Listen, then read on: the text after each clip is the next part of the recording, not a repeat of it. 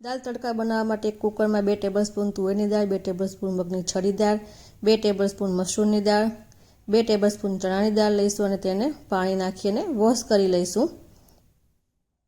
પછી તેની અંદર 2 ગ્લાસ આપણે પાણી નાખીશું। એક ટમેટું લઈશું, આદુ અને લસણ નાખીશું, મરચાં, લીમડો નાખીશું, જીરું નાખવાનું, મીઠું સ્વાદ પ્રમાણે, હળદર અને ધાણા જીરું એડ કરીશું, ગરમ મસાલો અને 1 ટેબલસ્પૂન તેલ નાખીને તેને બાફી લઈશું। દાળ બફાઈ જાય એટલે તેને કાઢી અને ટામેટાનું છાલ કાઢી લઈશું અને વિસ્કરની મદદથી આપણે તેને વિસ્ક કરી લઈશું અને એક કડાઈમાં તેને ટ્રાન્સફર કરી લઈશું। તડકો લગાવવા માટે અહીંયા આગળ તેલ અને ઘી લઈશું આપણે।